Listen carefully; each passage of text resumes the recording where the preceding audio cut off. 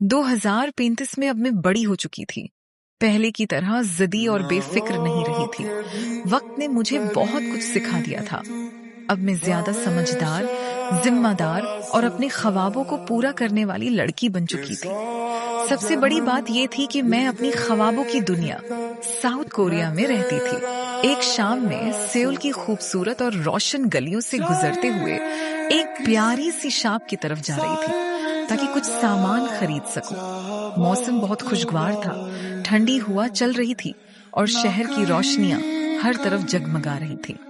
मैं अपने ख्यालों में गुम चल रही थी कि अचानक किसी से टकरा गई। मेरा तवाज़ुन बिगड़ गया और मैं गिरने ही वाली थी कि उस शख्स ने फौरन मुझे थाम लिया। Are you okay? उसने नरमी से पूछा। मैंने जल्दी से कहा, यस, थैंक यू। जैसे ही मैंने शुक्रिया अदा करने के लिए उसकी तरफ देखा, मेरा दिल एक लम्हे के लिए रक सा गया।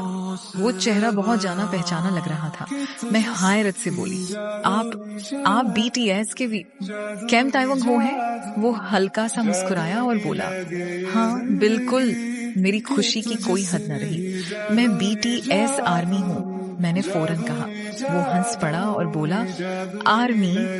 पहले बीटीएस था, अब तो सब अपनी अपनी जिंदगियों में मसरूफ हैं, अलग रास्तों पर चल पड़े हैं। मैंने मुस्कुराते हुए जवाब दिया, लेकिन कुछ लोग दिल से कभी नहीं जाते। मैं आज भी आप सबको नहीं भूली। तैयुंग ने हैरत से पूछा, इतने साल बाद भी? मैंने कहा, मुरने के बाद भी नहीं भुला सकूंगी। ये सुनकर वो खामोशी से मुस्कुरा दिया। उसी दौरान एक छोटा सा प्यारा बच्चा दौड़ता हुआ आया। तैयुंग का हाथ पकड़कर बोला, पापा पापा, मुझे आइसक्रीम खानी है, चले ना? मैं ये सुनकर एक लम्हे के लिए चौंक गई। तैयुंग झुक कर बोला, अच्छा बाबा, चलते हैं। फिर उसने मेरी तरफ देखकर कहा, आर्मी, क्या तुम हमारे साथ आइसक्रीम खाने चलोगी? शायद ये हमारी आखिरी मुलाकात हो, पता नहीं फिर कभी मुलाकात हो या ना हो। ये सुनकर मेरी खुशी और बढ़ गई। हम तीनों एक छोटी सी आइसक्रीम शॉप में गए। तैयुंग का बेटा बहुत खुश था और बार बार मुख्तलिफ फ्लेवर्स मांग रहा था। हम हंसते रहे, बातें करते रहे और वक्त का पता ही न चला। आइसक्रीम खाते हुए तैयुंग ने पूछा, तुमने वाकई बीटीएस को इतने साल बाद भी याद रखा? मैंने आहिस्ता से कहा, कुछ लोग जिंदगी से चले जाते हैं लेकिन दिल से कभी नहीं जाते। बीटीएस मेरी जिंदगी के खूबसूरत दिनों की याद है। वो खामोशी से सुनता रहा और फिर बोला, ये जानकर खुशी हुई कि हमारी मौसीकी किसी के दिल में आज भी जिंदा है। हम दरिया के किनारे एक बेंच पर जा बैठे। सामने सेवल की रोशनियां पानी में चमक रही थी।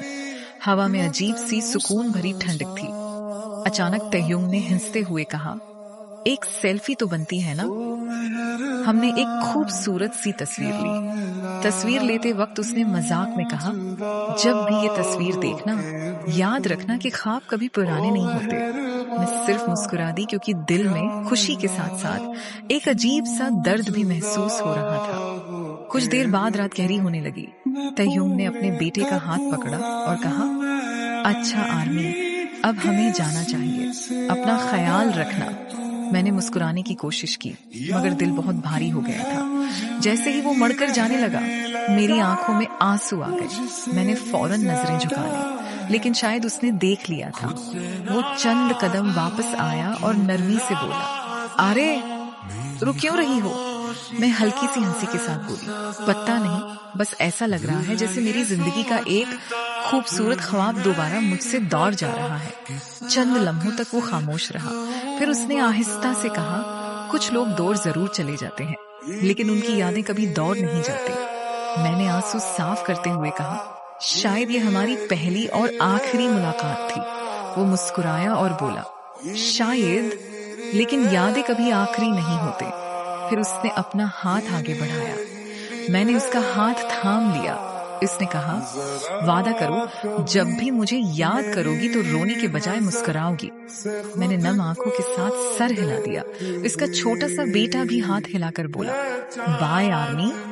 मैं हंस भी रही थी और रो भी रही थी। तैयुंग ने आखिरी बार मुस्कुराकर हाथ हिलाया और फिर अपने बेटे के साथ सेवल की रोशन गलियों में आगे बढ़ गया।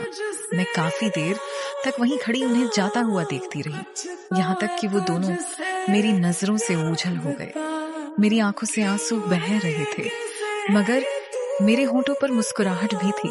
मैंने आसमान की तरफ देखा और धीरे से कहा, थैंक यू तय्यम। तुम मेरी जिंदगी का एक ऐसा खूबसूरत ख्वाब थे जो पूरा तो हो गया, मगर कभी भुलाया नहीं जाएगा। और फिर मैंने आंसू पूंछे, एक गहरा सांस लिया और मुस्कुरा दी, क्योंकि कुछ मुलाकातें सिर्फ चंद घंटों की होती हैं, मगर उनकी यादें पूरी जिंदगी दिल में जिंदा रहती हैं।